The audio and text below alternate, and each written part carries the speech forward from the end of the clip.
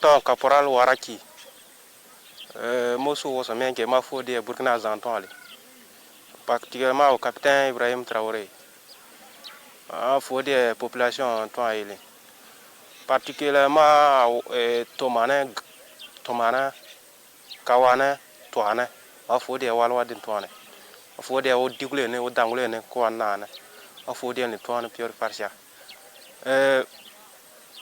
Wa polo gona j'ai que doma j'ai la doa à 1000 voilà wa gente mo le do wa belwa gomboen mais j'ai le bolon polo do a pour le moment à gousu voilà a fodi wa burna min to ay won dokole wo gelda j'ai le mingo bio wa mena gata wono mun da ken kana mun pen we bage mo je kana wa nde we wala nde boy wala nde katanli voilà donc on gelo géré autant il gère con au bas que les familles voilà donc voilà donc j'ai là qui a eu longtemps que donc à tout cas point à tout magana toi en gana pour la dokolewa ka population toi une dokolewa déplacer interne pour le mois village passer j'ai du mal dans l'on dans à tout cas point voilà village giganta no yo mais pour le moment jakono usoro nomboya apolo dowe wa burkina gantmale la burkina misalo la non dowle la no mangepe la patrie ou la mort nouvelle crop.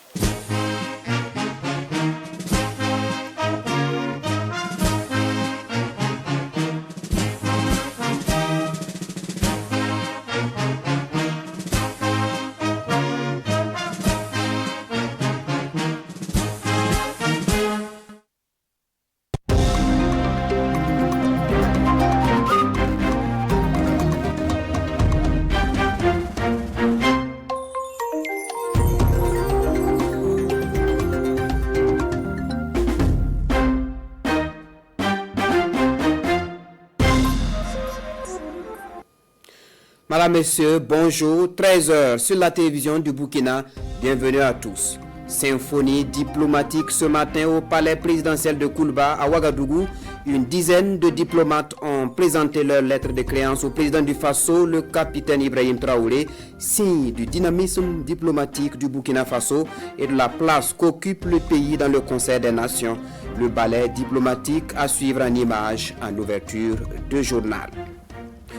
La vision du ministère de la Justice des Droits Humains chargé des relations avec les institutions déballée aux acteurs de la justice, c'est le premier responsable du département qui a porté le message aux procureurs généraux et procureurs du Faso près les tribunaux de grande instance. Les détails de la rencontre tenue hier à suivre en cours d'édition. Jour 5 de notre séjour à Fara et nous nous intéressons à la pêche artisanale, une activité qui contribue fortement à l'économie de la localité. Elle se mène sur le fleuve Mouhoun, la pêche matinale à Fara. C'est à suivre dans la rubrique Une semaine à Fara.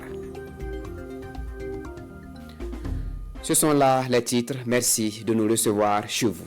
Le tapis rouge déroulé à une dizaine de diplomates ce matin à Ouagadougou, au palais présidentiel de Koulba. Le capitaine Ibrahim Traoré, président du Faso, reçoit ainsi les lettres de créance d'une dizaine d'ambassadeurs de pays amis. Ces diplomates vont participer au renforcement des relations de coopération entre le Burkina Faso et leurs pays et organisations. Il s'agit de la République populaire de Chine, la République arabe d'Égypte, l'Union européenne, la République du Sénégal, le Royaume des Pays-Bas, la République du Ghana, le Portugal, la République tchèque, le Royaume-Uni de Grande-Bretagne et d'Irlande, la République du Panama et le Saint-Siège. Le point complet à suivre dans nos prochaines éditions. Montée des couleurs à la direction générale des douanes à Ouagadougou, une montée des couleurs pas comme les autres. C'est une cérémonie solennelle de respect du drapeau national mise à profit pour rendre hommage à deux gabelous qui ont fait preuve de bravoure et de professionnalisme en mettant en déroute un contrebandier le 12 novembre dernier dans les environs de Kombisri. Salifou Belem et bienvenue dans ça. Une scène digne d'un film hollywoodien à une 60aine de kilomètres de la capitale burkinabé. À quelques encablures de Combisiri en cette nuit noire du 11 au 12 novembre 2025, des douaniers sont aux trousses d'un contrebandier. C'est une course-poursuite à haut risque. Après un moment de course, le duel finit à l'avantage des douaniers. Le fraudeur est interpellé et sa marchandise saisie. Félicitations à vous. Félicitations sincèrement. Voilà un acte de bravoure et de professionnalisme qui ne peut passer sous silence. Ce matin du 5 décembre à la Direction générale des douanes, une cérémonie de montée des couleurs se tient sur un ton particulier. Les deux braves qui ont contribué à ce succès éclatant reçoivent les honneurs du docteur Yves Kafando au nom du chef du département en charge de l'économie, le docteur Boubacar Nakanabo. L'assistant de douane Saïdou Ouedrago en service à l'unité mobile d'intervention et Lucien Nikiema, assistant de douane en service à la brigade mobile de Ouagadougou. Nous avons eu à effectuer une patrouille. Lors de la patrouille, on a intercepté un véhicule suspect, appelé dans notre jargon kamikaze. Nous avons essayé de l'interpeller et il a refusé. Alors il a pris la fuite. Dans cette fuite, nous avons essayé de le poursuivre. Dans ce sens qu'il y a eu une course-poursuite et à la fin, par la grâce de Dieu, nous avons pu mettre la main sur lui. Ce sont des modèles de patriotisme qui sont ici magnifiés par le directeur général des douanes.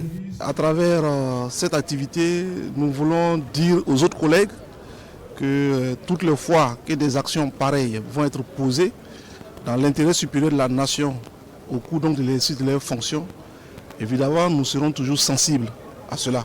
Nous travaillerons à ce que l'économie puisse bien se porter.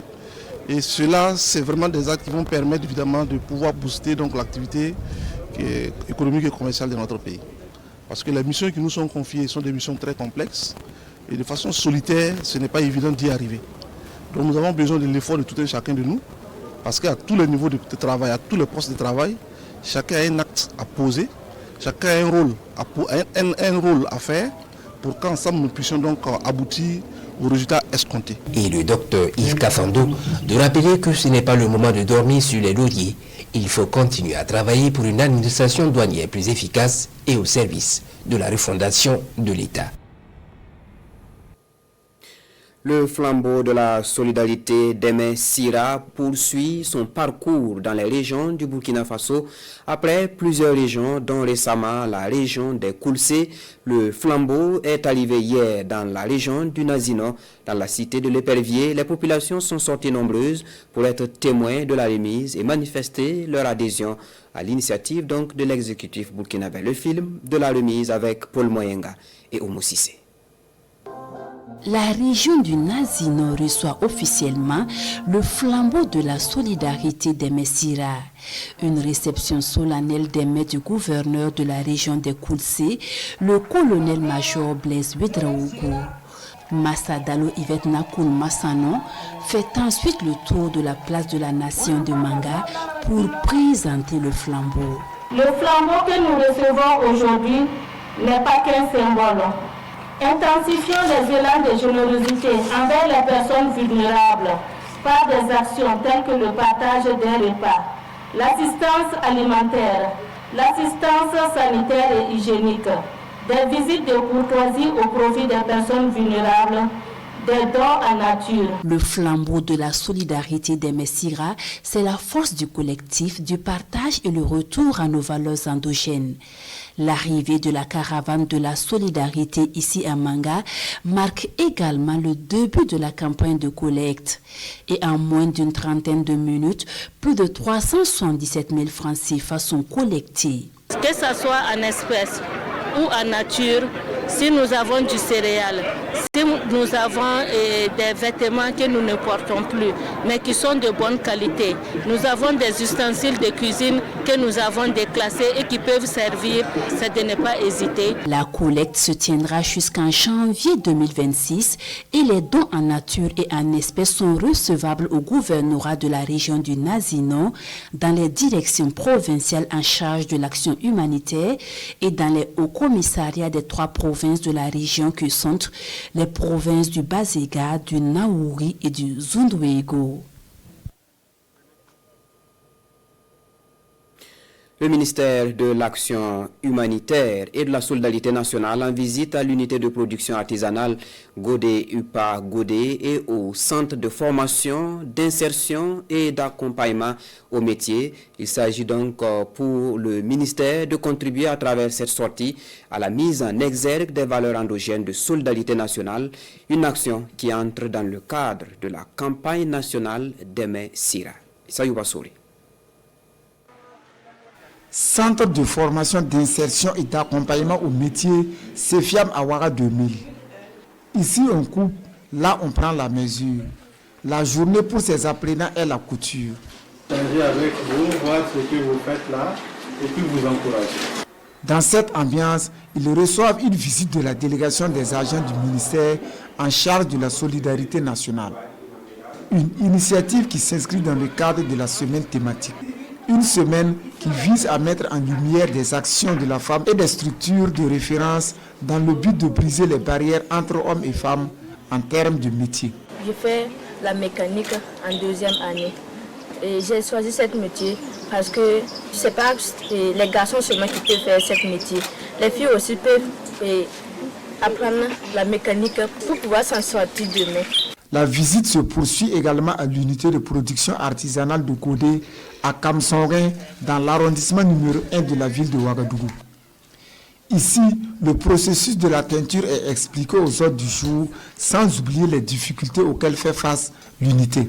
Les difficultés, c'est surtout la vétusté du matériel, des locaux, la disponibilité de l'eau, et également le rythme des métiers, vraiment c'est lent par rapport à la demande actuellement. Souvent aussi, les jeunes filles ne s'intéressent plus trop à ce travail. Pour pallier à certaines difficultés des femmes du centre de Godé, l'opératrice économique Adja Mamounata Velekda s'engage à leur offrir un fourrage. Les visiteurs du jour témoignent leur reconnaissance aux responsables du centre de Godé. Nous constatons que c'est une structure dynamique et qui répond à la vision d'autonomisation de la femme depuis 1987 et qui est aujourd'hui encore d'actualité. Donc nous pensons que nous allons prendre les dispositions avec l'accompagnement de Madame le ministre pour travailler à permettre, à améliorer les performances de cette structure. Créée en août 1987 par le capitaine Thomas Sankara, l'unité de production artisanale Godé vise à renforcer l'autonomisation économique de la femme. Le centre compte 25 femmes à l'interne et plus de 200 hors du centre. Sa production mensuelle est estimée à plus de 2000 pailles par mois. La diaspora burkinabé du Mali réaffirme sa volonté de contribuer activement au développement endogène du Burkina Faso, un engagement traduit à travers leur souscription à l'APEC, l'Agence pour la promotion de l'entrepreneuriat communautaire, venus des différentes régions du Mali. Les Burkinabés résidant au bord du fleuve Djoliba n'entendent donc pas rester en marge de la marche de leur pays.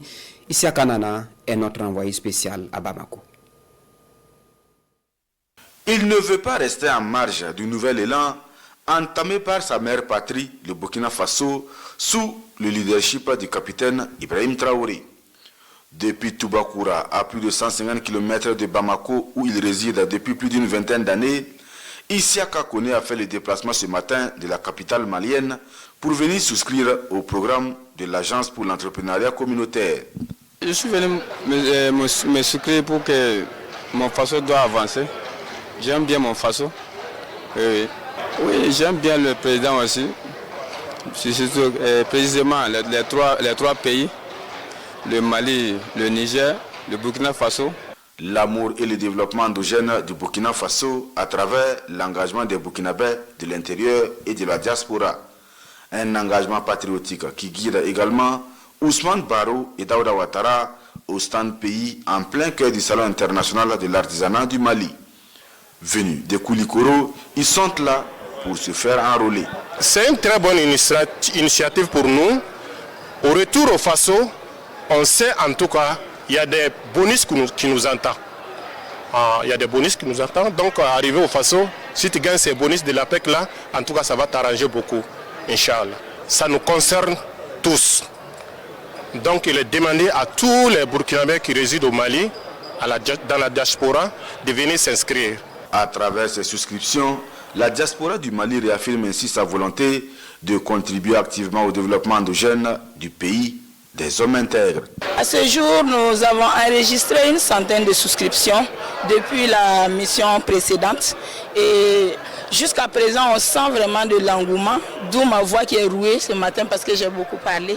Donc on aimerait vraiment inviter tous nos compatriotes qui sont présents ici au Salon international de l'artisanat du Mali à venir souscrire massivement pour qu'ensemble nous puissions atteindre cette vision souverainiste du président qui est le développement endogène et inclusif du Burkina Faso. Pour ainsi faciliter l'enrôlement des Burkinabés résidant au Mali, une équipe technique de l'APEC est ainsi déployée à Bamako à la faveur de cette 5e édition du Salon international de l'artisanat du Mali. Le CGC, le Centre de gestion des cités, lance officiellement la construction d'un complexe immobilier à usage mixte au quartier Rimketa dans l'arrondissement 8 de Ouagadougou. C'est un projet ambitieux qui entend accroître l'offre de logements décents et aussi dynamiser l'économie nationale. Romial Patristoui. Ce complexe immobilier dont les travaux viennent ainsi d'être lancés va coûter 3,3 milliards de francs CFA à l'État burkinabé. L'infrastructure comprendra 6 immeubles résidentiels en R3, abritant 66 appartements, un immeuble commercial en R+2 et un bâtiment pour 18 boutiques de proximité. Un projet d'envergure pour le Centre de gestion des cités, CGC. Le CGC, dans sa mission même de développement en logement, a entrepris de poser la première pierre aujourd'hui. Et ce projet est un projet intégré, un projet qui comprend 7 immeubles. Le temps de livraison de ce projet intégré est de 24 mois. Le début effectif sera en 2026, disons le premier trimestre du mois de 2026. Et on espère vraiment venir à l'inauguration en 2028. Keta, c'est une phase pilote. Nous serons un peu partout, à Bobo, et dans toutes les zones où besoin se sentira. Le complexe immobilier de la cité de l'Espérance de Rimketa sera bâti sur une superficie de 8400 mètres carrés. Il s'agit ici de la concrétisation de notre politique, de notre vision de densification que nous avons engagée depuis lors, et on va dire sous les orientations des premières autorités du pays. Et cette densification vise naturellement à rationaliser l'occupation de l'espace et donc en construisant en hauteur, en permettant en tout cas sur un espace réduit de pouvoir produire beaucoup d'unités de logement. Après le lancement naturellement, le défi c'est de pouvoir démarrer véritablement les travaux et puis de pouvoir aussi les achever dans les délais impartis. Nous lançons un appel aussi aux autres acteurs de la promotion immobilière, les acteurs privés. Nous avons mis en place les conditions et les mécanismes d'accompagnement pour leur permettre également de nous accompagner dans la production de logements. Nous avons un objectif de produire des logements et 50 000 logements à l'horizon de 5 années à venir au profit des populations burkinabées. Le démarrage effectif des travaux du complexe immobilier est prévu pour 2026. Le CGC invite donc les Burkinabés de l'intérieur et de la diaspora à adhérer massivement à ce projet ambitieux de l'État burkinabé. La journée internationale des volontaires commémorée avec ferveur ce matin à Ouagadougou. Cette année, elle est commémorée sous le thème Révolution progressiste populaire, rôle et contribution des volontaires. La commémoration se tient sous le haut patronage du Premier ministre Rim Talba, Jean-Emmanuel Ouedraogo. Le reportage de Issoufou Kabouré et Jean-Modeste Ouedraogo. Ils sont le bras actif de la nation, présent sur les chantiers du développement, de la cohésion sociale et de la solidarité. Cette année encore, le Burkina Faso rend hommage à ses 179 000 volontaires engagés au quotidien auprès des populations. Représentant le Premier ministre Rim Talba Jean-Emmanuel Ouedraogo, au patron de la cérémonie, le ministre en charge de la jeunesse a procédé au lancement officiel de la journée. Dans son discours, il a salué une participation active et populaire, véritable boussole des choix stratégiques pour un Burkina Faso plus solidaire. Ce patronage traduit la volonté politique du gouvernement de faire du volontariat national un pilier stratégique et de refondation nationale. Votre accompagnement et votre engagement patriotique renforceront davantage l'élan et la dynamique révolutionnaire déjà enclenchée pour un Burkina Faso nouveau. Honorables invités, mesdames et messieurs, camarades volontaires, au Burkina Faso, tout comme dans d'autres contrées, l'une des formes de participation active et populaire est bien le volontariat. Celui-ci demeure un véritable tremplin pour l'implication de la jeunesse à l'effort national de développement, à l'amélioration de leur employabilité et à leur insertion socio-professionnelle. Porte-parole des volontaires, Yasmina Sakandé a livré un témoignage sans filtre. Elle plaide pour une meilleure valorisation du volontariat. J'ai tenu à plaider auprès de Monsieur le ministre en charge des sports pour l'augmentation de la subvention budgétaire allouée au GIP-PNVB afin de lui permettre de mobiliser encore plus de volontaires, de renforcer son dispositif national pour permettre à ces milliers de jeunes-là de vivre la transformation que moi j'ai vécue. Aux côtés du Burkina Faso, le Mali, pays invité, et le Sénégal venu témoigner de la solidarité sous-régionale autour du volontariat. UNICEF, partenaire clé, a réaffirmé son soutien au programme national de volontariat, saluant des résultats tangibles au profit des communautés et une parfaite adéquation avec les priorités gouvernementales. Le programme phare de la collaboration de l'UNICEF et le programme national du volontariat du Burkina Faso a été la contribution au déploiement de 15 000 volontaires nationaux, agents de santé communautaires dans 7 régions prioritaires et dans les sites accueillant des déplacés internes afin de rapprocher les services de santé des populations. D'une valeur de plus de 2 milliards de francs CFA, cet appui a contribué au financement des indemnités de ces volontaires pour les années 2024 et 2025. Ces volontaires ont produit des résultats tangibles pour les communautés. Co-parrain de la cérémonie, Ibrahim Saba, directeur général de la Poste Burkina, a encouragé les volontaires à poursuivre leur engagement citoyen, véritable moteur de développement économique et social. Instituée par les Nations Unies en 1985, la Journée internationale des volontaires met en lumière celles et ceux qui, parfois dans l'ombre, contribuent à améliorer le monde par leur sacrifice quotidien. Notre dispositif fait partie donc des meilleurs dispositifs au niveau mondial parce que c'est un des rares dispositifs qui valorise donc les volontaires, qui les accorde une allocation donc qui puisse se prendre en charge, qui les donne régulièrement des renforcements de capacités qui les forment. Au Burkina Faso, l'engagement est concret. Santé, éducation, environnement, action humanitaire, les volontaires sont présents sur tous les fronts. Nous l'annoncions en titre, le ministre de la Justice des Droits humains chargé des relations avec les institutions garde des Sceaux s'est entretenu hier avec les procureurs généraux et procureurs du Faso près les tribunaux de grande instance, des échanges qui portent sur les innovations introduites par la loi portant organisation judiciaire et code de procédure pénale. Bienvenue Tansa pour le point. Depuis son arrivée à la tête du département en charge de la justice, c'est la deuxième fois que le ministre Edasso Rodrigue Bayala tient une rencontre avec les procureurs généraux et procureurs près les tribunaux sur la vision du ministère. Avec ces hommes qui représentent l'intérêt public, les échanges portent sur les innovations en lien avec la loi portant organisation judiciaire et code de procédure pénale, entre autres. Il y a eu beaucoup de réformes et principalement au niveau du volet pénal. Il y a eu un nouveau code de procédure pénale qui change un tout petit peu les règles de fonctionnement. Je rappelle que le gouvernement a adopté un document qui porte politique pénale. Donc bien entendu, il va de soi qu'il y ait une discussion entre le ministre de la Justice et les acteurs clés qui sont les procureurs du Faso qui sont en charge de la mise en œuvre de cette politique pénale pour que le ministre de la Justice puisse rendre compte au gouvernement de la mise en œuvre, de la nouvelle vision voulue par le camarade président, le capitaine Ibrahim Traoré, en matière de justice, à savoir avoir une justice accessible et crédible, équitable, qui répond véritablement aux aspirations du peuple. Et pour répondre aux attentes du justiciable, il est surtout question de faire le point des difficultés rencontrées au quotidien par les acteurs ici présents et d'apporter les réponses nécessaires pour une justice plus efficace. Tout membre donc de parquet ce soir se réjouit de se retrouver autour du ministre de la Justice qui imprime l'autorité en matière donc de l'action pénale et qu'au regard de cette politique pénale, c'est lui qui imprime et nous sommes chargés d'appliquer. Le ministre vous l'a dit, en 2024-2025, c'est un certain nombre de textes qui ont été adoptés. Nous avons commencé à les appliquer. On va faire un instant d'arrêt sur leur application.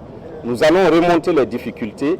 Également, entre nous, nous avons des partages d'expériences pour avoir les bonnes postures et obtenir surtout la vision, l'orientation du garde des Sceaux pour voir qu'on puisse déterminer concrètement est-ce que la marche qu'on a empruntée est la bonne, dans quel sens faut-il réorienter. Cette rencontre est mise à profit par le ministre Edasso Rodrigue Bayala pour féliciter ses procureurs généraux et procureurs près les tribunaux pour les efforts déjà entrepris pour une justice au service du peuple. Il les encourage à maintenir le cap. Réforme judiciaire toujours. Hier, le Conseil des ministres a adopté le rétablissement de la peine de mort dans le code pénal burkinabé. Comment cette décision est appréciée? La réponse dans ce micro-trottoir que nous propose Moussaki. Tout citoyen burkinabé, auteur d'infractions comme la haute trahison, les actes terroristes et ceux d'espionnage, les détournements financiers de plus de 5 milliards de francs CFA, va subir désormais la peine de mort. Une décision du Conseil des ministres pour répondre aux aspirations du peuple dans le cadre des réformes du secteur de la justice. Pour ces citoyens, le rétablissement de la peine de mort dans le code pénal burkinabé était fortement attendu au regard du contexte sécuritaire et économique du pays. Tu sors à l'extérieur, tu parles mal de Burkina, tu reviens ici et qu'on t'attrape, ça c'est intolérable. Ou soit tu es parmi avec les gadis, ça fait deux, bon, c'est intolérable. Donc de ce côté, on ne s'amuse pas. Tu prends les milliards de peuples, allez s'asseoir grandement, tu manges tranquillement avec tes familles, tu ne penses pas les autres, ceux qui sont les hôpitaux, ceux qui sont quelque part, tu ne penses rien, c'est ta vie seulement qui te plaît. Ah, de ce côté, l'État a bien fait. Ça, on ne t'amuse pas avec ça. Ils ont pris du temps même avant. Si on attrape un terroriste, peine de mort. Si tu voles au-delà de 5 milliards, bon, je trouve que c'est une bonne initiative en tout cas. Ça peut vraiment permettre aux gens d'être droits. Voilà. Les autres pays même sont comme ça. Il y a d'autres là, c'est comme ça, mais le pays avance. Je pense bien que le pays va aller loin. Le Burkina va aller loin. Pour d'autres Burkinabés, le rétablissement de la peine de mort, autrefois abolie en mai 2018 par l'adoption du nouveau code pénal, se veut une décision dissuasive. Il met désormais en garde tout citoyen qui aurait l'intention de trahir son pays, de collaborer ou de pratiquer un acte terroriste, ou tout simplement de détourner des milliards de francs CFA du contribuable burkinabé. Ce que le président, le gouvernement a mis en place, peine de mort là, c'est quelque chose de bien. Parce que ça va permettre à ceux qui n'étaient pas droits de devenir droits. Parce qu'il y a des gens, ils vont prendre des décisions concernant eux-mêmes. Ils ne vont pas penser que genre, ils sont dans un pays, ils vivent avec des gens. Ils vont passer à eux-mêmes. Donc c'est mieux quand ils vont trahir le pays, qu'on leur donne leur sanction normale. Cette décision prise, elle n'est pas mal. Ça va nous amener, nous les Burkinabés, à mieux se conduire et à mieux se comporter. Chacun va se respecter. Et là, dans ce sens, je pense qu'il y a une amélioration dans les conditions de vie. Certains Ouagavilois considèrent cette décision gouvernementale comme un code de bonne conduite et surtout dans le souci de protection des populations. C'est pour protéger tout le monde. Voilà, c'est pour protéger tout le monde. On ne veut pas permettre certaines personnes se permettent à faire ce genre de trucs. Voilà, donc la chose est la bienvenue. Ça permettra vraiment de recadrer les choses. Voilà, donc je pense que vraiment, bon, ce que le gouvernement a pris comme décision, c'est une bonne décision. Et puis surtout, la situation dans laquelle nous sommes là, bon, il faut forcément ça en fait pour pouvoir vraiment, bon, qu'on puisse en tout cas quitter cette situation-là.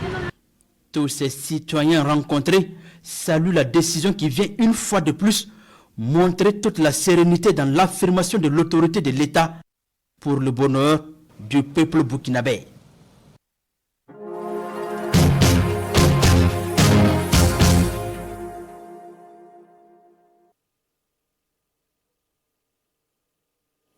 Nous sommes une fois de plus à Fara. À Fara, dans le village de Fasso Djigui, la pêche artisanale est un pilier économique et culturel.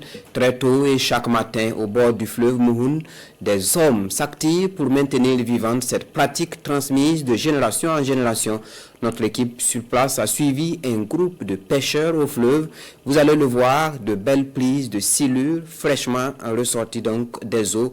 Salifou Belem et Benewende Frédéric Nikem. Il est à peine 6 heures. La nuit vient de s'effacer. Dans ce nuage de verre où cris et chants d'oiseaux bercent la levée du soleil, des bruits de moteurs se font sentir tout près du fleuve Mouhoun, au village Fasso Djigui, dans la commune de Fara.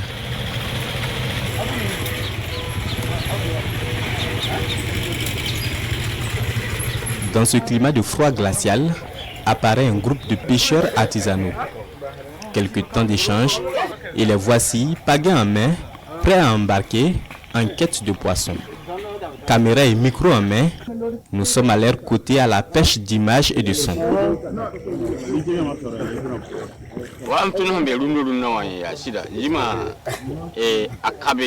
À cette période de l'année, il n'y a pas trop de poissons par ici. C'est dû en partie au courant d'eau qui est très fort présentement.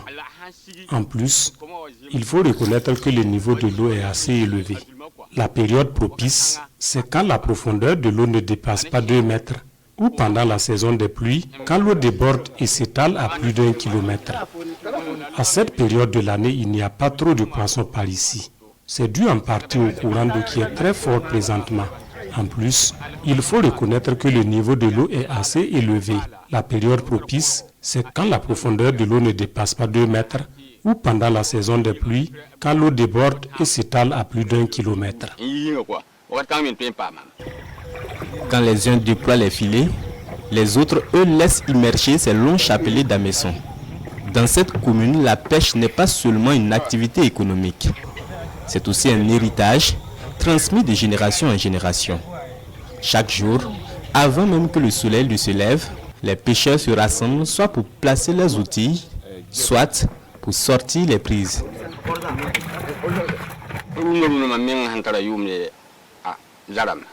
J'ai commencé la pêche tout petit et je l'ai apprise auprès de mon père. Le matin, nous venons très tôt placer nos filets et nos hameçons. Dans la soirée, nous les passons pour voir si ça a pris.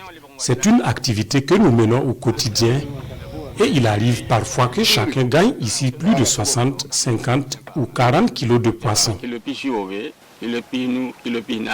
Du poisson silure pour alimenter le marché local ou pour la consommation familiale. Ces hommes connaissent ces eaux par cœur, les courants, les endroits où les poissons viennent se nourrir. L'activité se mène modestement avec les filets tissés localement et des pirogues conçues des mains des menuisiers de la commune.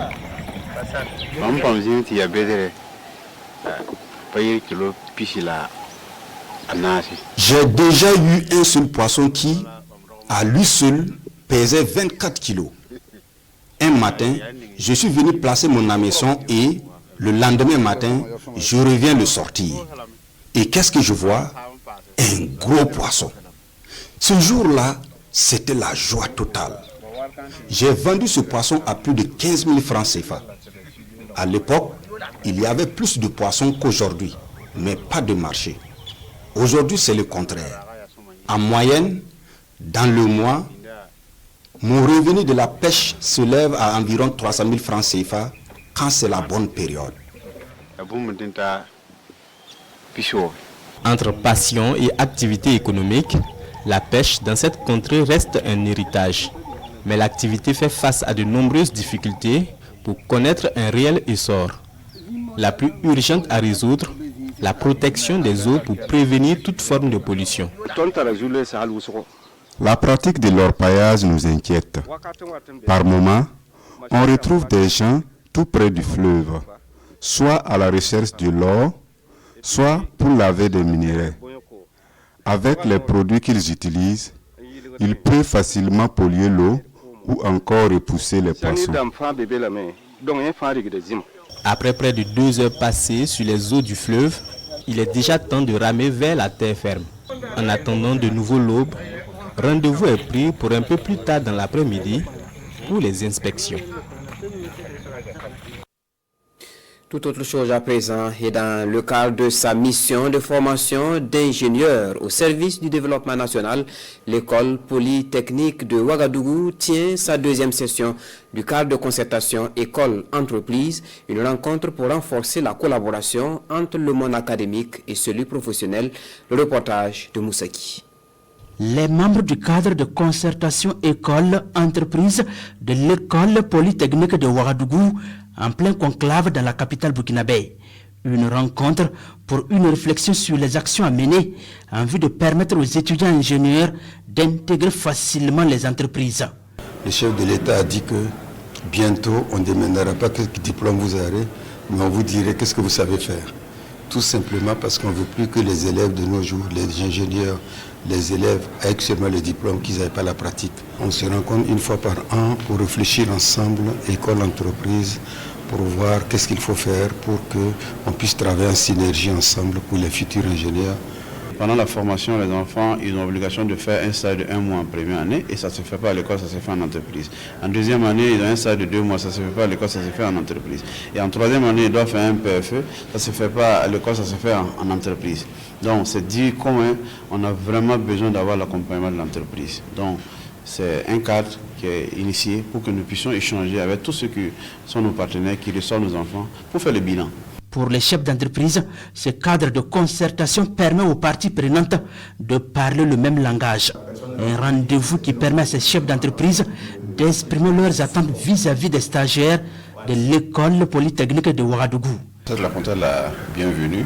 On a déjà fait une première rencontre en avril 2004 et on se retrouve encore une fois de plus pour faire le bilan. Et également, ça donne l'occasion aux entreprises de donner un peu leurs attentes au niveau de l'école. Et également, donner l'occasion également à l'école de donner les opportunités qu'elle offre aux entreprises. Ce cadre de concertation se tient une fois dans l'année et il permet de faire également le bilan des initiatives du cadre. Et puis nous recevons à présent une invitée. À présent, elle est Winpire Anita Irene Bikenga, auteure de l'ouvrage Guérir pour aimer. Bonjour et bienvenue. Bonjour et merci de me recevoir. Alors, dites-nous, qu'est-ce qui vous a motivé donc à prendre la plume pour tracer les lignes de cet ouvrage destiné à aider les femmes à guérir donc des séquelles de l'amour? Merci, c'est une très belle question. Disons que depuis toute petite, en fait, je chérissais un peu l'écriture. Et c'était à chaque fois un rêve où moi je disais que tant que j'aurai l'occasion, la possibilité, je vais écrire. Mais sur quoi, je ne savais pas. Et maintenant, avec les vicissitudes de la vie, je me suis rendu compte que je reçois beaucoup de femmes qui, après une certaine déception, elles se définissent par l'échec en fait. Donc du coup, ça devient difficile de reconstruire certains volets de la vie, pour ne même pas dire qu'elles stagnent sur plusieurs trucs. Donc après, des études en psychologie, accompagnement et tout, je me suis dit, bon, il faut quand même oser et puis mettre à nu par écrit en fait certaines souffrances que nous refusons d'admettre ou bien de dire, de clamer haut en fait. Donc c'est tout ça qui m'a motivée et puis j'ai dit, bon, de par mon expérience personnelle et puis aussi par rapport à ce que j'ai vu ou entendu des autres aujourd'hui, je pense que quelque part, quelqu'un qui me lira comprendra en fait de quoi je parle. Alors, vous l'avez dit dans votre propos, il faut oser. Votre livre « Guérir pour aimer » est décrit donc comme une boussole, un chemin intérieur qui guide vers la reconstruction après une déception. Quelles sont les différentes parties donc de l'ouvrage qui orientent le lecteur vers cette guérison? Alors l'ouvrage a 4 parties. La première partie, c'est d'abord aider le lecteur à comprendre c'est quoi la déception amoureuse. Et après avoir compris cela, on va au niveau de la deuxième partie où on parle en fait des éléments pour guérir émotionnellement. Et c'est là que j'apprends à chacun comment se connaître, comment apprendre à s'aimer, à s'accepter, comment apprendre à assumer en fait toute sa personnalité pour ne pas être dans des relations où on supplie, où on négocie l'amour. Et la troisième partie, on est en train de... Je donne des outils à toutes ces femmes autour. Bon, on m'a dit que je parle plus aux femmes. et à tous ces lecteurs-là pour leur dire voici des outils pour repartir sur de nouvelles bases. Et à la fin, c'est des exemples, si vous voulez, des exercices pratiques en fait pour dire ce que je dis n'est pas que de la théorie. Si vous appliquez, en fait, vous allez voir le résultat. Et vous organisez donc un panel demain pour parler donc de cet ouvrage. Oui. Qu'est-ce qui est prévu donc au cours de ce panel? Ok.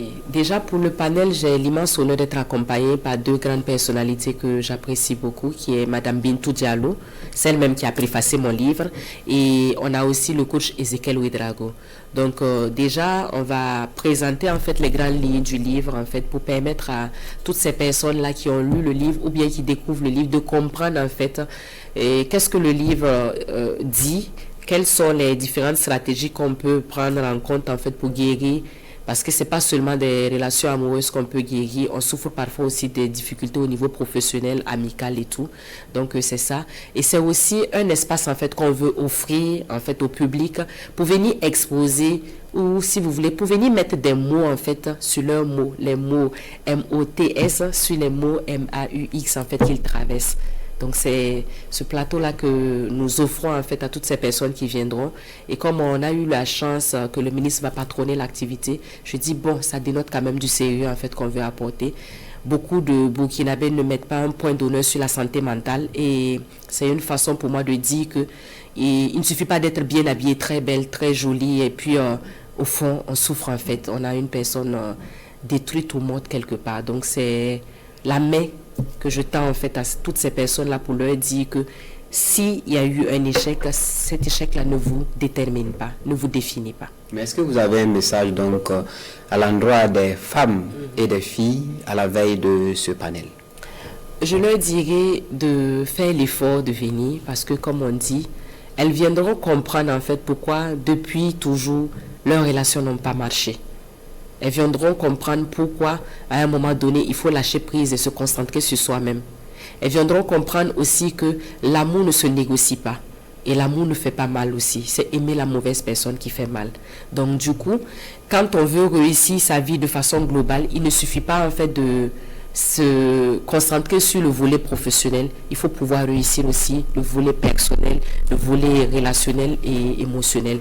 Donc je pense que c'est un cœur à cœur qu'on va se donner en fait et elles sortiront de là transformées, apaisées surtout de voir que quelqu'un a osé en fait dire plus haut ce que d'autres pensent plus bas sur les relations amoureuses et puis on ressortira toutes légères. Et la toute dernière question, est-ce que votre livre s'adresse également aux hommes? Oui, mais à l'intérieur, en parlant, je me suis mis dans la peau de la CP. Comme on utilise le jargon pour dire la copine en fait qui parle à sa copine pour la conseiller. Et beaucoup d'hommes ont attiré mon attention comme quoi je parle avec mes sœurs et eux ils sont exclus pendant qu'il y a beaucoup de femmes aussi qui donnent des gourmets aux hommes. Et je leur dis non, eux aussi en lisant ils vont comprendre quelque part pourquoi quelquefois les relations sont en train de s'incliner. Parce qu'il y a la part de responsabilité des deux. Pour qu'une relation marche il faut deux personnes. Donc les hommes trouveront aussi leur compte. Et puis ça va les aider aussi à comprendre la femme qui est en face d'eux. Parce que comme on dit, la femme, elle est mystérieuse, elle est complexe, mais il y a quand même des clés de lecture. Et ce sont ces clés-là que j'offre dans mon livre. Merci d'être passé nous entretenir sur votre livre « Guérir pour aimer ». Merci à vous, Wen Puire, Anita, Irène Bikenga. Restez avec nous pour suivre l'annonce d'une soirée qui magnifie également l'amour. D'accord. Merci à vous de m'inviter. Un concert Zouk Love demain samedi à Ouagadougou. C'est une soirée pour cultiver l'amour du prochain. Les organisateurs ont donc tenu une conférence de presse pour expliquer le déroulement de cette soirée spéciale. Le reportage de Sayouba Souri. On s'est arrêté, je n'ai pas cessé de t'aimer. Fallait pas me tenter, fallait pas m'attirer dans tes filets, fallait pas échouer. Je n'ai triché, je n'ai annulé. Jackie Rapon de la Martinique est à Ouagadougou. Ce spécialiste de la musique zouk est là pour offrir une soirée entièrement dédiée au Zouk Love au public burkinabé. Thierry Kam de la Guadeloupe sera aussi de la partie à cette soirée dédiée à ce style musical des années 1970. À travers donc ce concert, Philby souhaite offrir un espace où ancienne comme nouvelle génération pourront revivre des moments forts, replonger donc dans l'ambiance des années d'or du Zouklov et célébrer la richesse donc de ces musiques qui ont bercé des millions de cœurs. Et c'est un spectacle premium dans une configuration qui va privilégier la proximité, la douceur, la qualité sonore et l'élégance.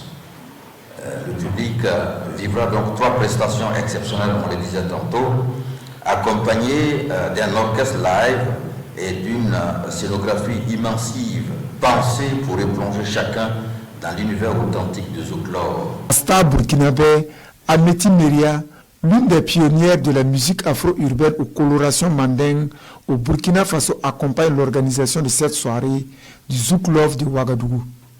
C'est un honneur pour moi d'assurer la direction artistique de cette soirée. Je sais que la soirée sera très très belle. En tout cas, nous attendons le public et en toute intimité, ça sera une soirée féerique, une soirée sublime, une soirée glamour et tout ce qui va avec. La soirée Zouklov est ouverte au public ce 6 décembre 2025 à l'hôtel Slimane à partir de 20h. Les tickets sont disponibles au prix individuel de 50 000 francs et 500 000 francs par table pour les entreprises. À l'occasion, un dîner est offert au public. Le tournoi UFOAB a désigné ses représentants pour la CAN U15 2026. Après les finales, ce sont le Burkina Faso en filles et le Bénin en garçons qui se qualifient. Le résumé de ces finales avec Alain Didier Compaoré. Les bébés talons filles iront à la CAN de leur catégorie en 2026. Une qualification acquise devant les Black Starlet filles du Ghana à la finale du tournoi UFOAB U15 par 1-0. Dans cette finale très engagée, les Ghanéennes sont les maîtresses du jeu. Physique, mobile et technique, elles imposent le rythme à suivre. Mais les étalons filles sont disciplinées tactiquement et contiennent les assauts ghanéens. Mieux, elles procèdent pas des contres qui vont s'avérer fatales pour le Ghana à la 19e minute. Lancée en profondeur, Marie-Louise Pakmorda est faussée dans la zone de vérité du Ghana. L'arbitre ne tergiverse pas et indique le point de pénalty. Pakmorda se rend justice en transformant le pénalty. 1-0 pour les étalons U15 filles. C'est sur cet avantage d'1-0 pour les Burkinabés que la mi-temps intervient. Au retour du break, les étalons U15 ne se contentent pas de défendre leurs acquis. Elles attaquent comme sur cette offensive de Karine Koribier. À 3 minutes de la fin du match, Marguerite Akosua rate sa tête d'égalisation. La pression devient infernale dans le camp burkinabé. Les filles plient mais n'iront pas jusqu'au terme du temps réglementaire. 1-0, c'est le score final pour les étalons qui se qualifient pour la CAN U15 filles. Sur les garçons, on assiste également à une finale très relevée entre Nigériens et Béninois. Mais c'est finalement le Bénin qui représentera l'UFOAB en garçon à la CAN U15 grâce à sa victoire 5 tirs au but contre 4 après un nul d'un but partout contre le Niger. Les vainqueurs du tournoi, le Burkina en filles et le Bénin en garçon reçoivent chacun 100 000 $, le trophée et la médaille d'or. 75 000 $ et la médaille d'argent pour le Niger en garçon et le Ghana en filles. 50 000 $ et la médaille de bronze pour les Amazones du Bénin et les éléphantos U15 de la Côte d'Ivoire. La 5e édition de la Coupe des ambassades, elle est remportée par la Côte d'Ivoire. Elle a été sacrée championne devant l'Égypte hier jeudi à Ouagadougou par un score non moins diplomatique de 5-1. Le reportage de Alassane Kenelbego et Lassina Sawadou. La Côte d'Ivoire fait main basse sur la 5e édition de la Coupe des ambassades. En finale, les éléphants ont disposé des pharaons d'Égypte. Une affiche Côte d'Ivoire-Égypte a toujours une saveur particulière, même dans le domaine diplomatique. Pour l'acte final de ce rendez-vous sportif des missions diplomatiques au Burkina Faso, l'on a eu droit à la présence de 17 équipes qui ont pris part à la compétition organisée par le ministère en charge des sports. Le face-à-face Côte d'Ivoire-Égypte a mis en exergue la transversalité des nationalités, avec dans le cas égyptien un certain Mohamed Koufi. Burkinabé, 18 ans de vie au bord du Nil, est né en Côte d'Ivoire. J'ai 3 pays, j'ai dit la Côte d'Ivoire, le Burkina et l'Égypte. Parce que l'Égypte, j'ai fait plein d'années là-bas, j'ai fait plus de 18 ans en Égypte. Donc c'est comme un pays pour moi aujourd'hui. Et tout le monde m'aime là-bas. Et jouer avec eux contre mon autre pays, je pense que c'est le fair play qui gagne. C'est cela, l'amitié entre les peuples. Et sur le terrain, Mohamed Koufi ne pourra pas freiner la furie ivoirienne. Antoine Koufi, auteur d'un triplé, Ousmane Ouedraogo et Mohamed Dao vont inscrire les 5 buts ivoiriens contre un seul pour l'Égypte. Succès sans bavure de 5 buts à 1 pour la Côte d'Ivoire. Nous sommes très heureux d'avoir remporté cette 5e édition de la Coupe des ambassades. Ce fut vraiment un réel plaisir de participer et félicitations aux organisateurs qui ont su fédérer le personnel diplomatique autour du sport rock et le football. Et vraiment, on n'a aménagé aucun effort vraiment pour que Dame Coupe choisisse la Côte d'Ivoire. Et comme dans les us et coutumes diplomatiques, personne ne perd. Chaque délégation a reçu un trophée de participation. Le Mali lui termine au pied du podium. Le Bénin accroche la 3e place. L'Égypte est vice-championne. Et la Côte d'Ivoire est au sommet. Satisfait donc pour l'organisation. La Coupe des ambassades est devenue une tradition. Et à travers cette tradition, le ministère en charge des sports voudrait passer 2 messages. Le premier, c'est de pouvoir permettre à l'ensemble des travailleurs de ces missions diplomatiques au Burkina Faso de pouvoir aussi tisser des liens d'amitié, de pouvoir se retrouver, de pouvoir fraterniser. Et donc, nous pensons au sein du ministère qu'il n'y a pas meilleur team building aussi inclusif que la Coupe des ambassades. Ça, c'est dans un premier temps. Et dans un second temps, c'est aussi permettre et interpeller donc l'ensemble de ces travailleurs-là, peu importe leur environnement, leur milieu de travail, que la pratique du sport au Burkina Faso, elle doit être faite par toutes et par tous. La Côte d'Ivoire s'est adjugé le trophée. Le Burkina a gagné pour avoir créé une fois de plus cette parcelle de fraternité entre ces personnes qui vivent sur son sol. Aujourd'hui, vendredi, dernière parution de la semaine, les quotidiens font écho de l'accord de paix de Washington entre la République démocratique du Congo et le Rwanda. Au plan national, les journaux reviennent sur le rétablissement de la peine de mort.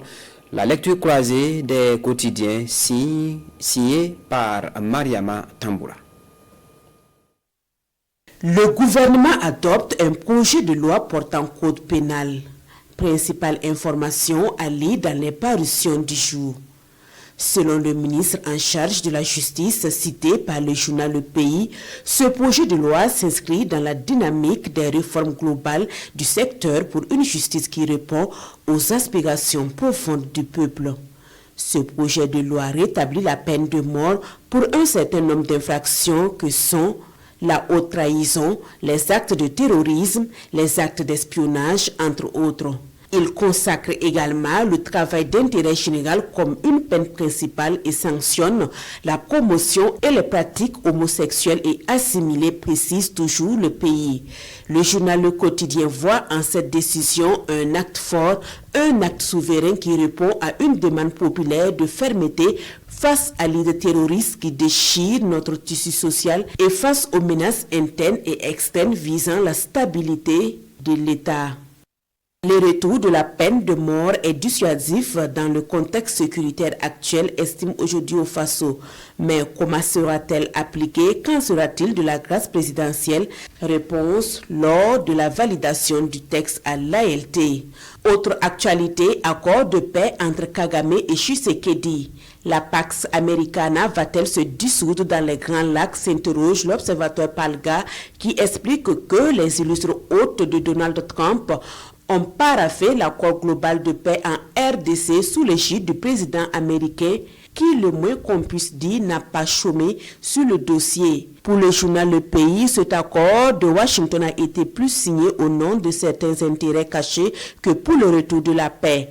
Le médiateur Trump n'a jamais fait mystère de sa convoitise des terres rares. Qu'à cela ne tienne, le miracle à Bukavu et Goma sera forcément trumpien ou pas, s'exclame aujourd'hui au Faso.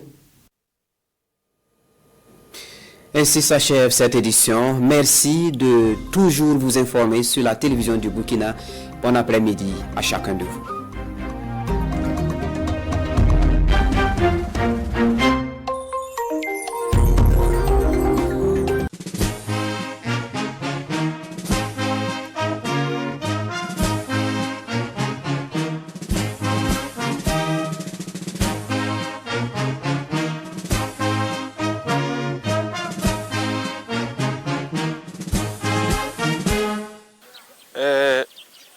Caporal Waraki, Mossou Wassamien qui m'a fait des Burkina Zanton, particulièrement au capitaine Ibrahim Traoré, a fait des populations en temps, particulièrement Tomanin,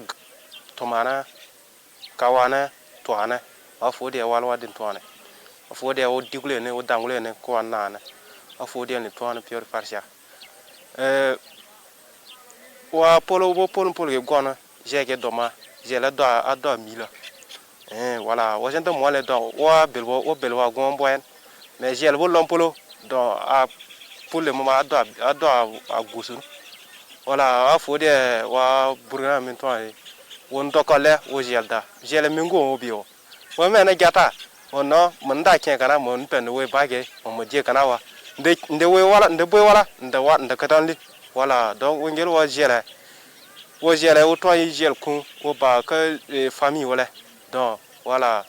Donc j'ai là qui a eu l'enquête donc à te capoeira à Tomagana et toi en Ghana pour la Dokolewa la population toi une Dokolewa déplacé interne pour le mois village passé j'ai demandé dans l'an dans Akapoena. Voilà, village Giganta no yo, mais pour le moment, Jacono sur le nom Boya, Apollo Dowe, wa Burkina Gantumali. Là, Burkina Misalo, là, non double, là, non, Mangepe. La patrie ou la mort, nouvelle crop.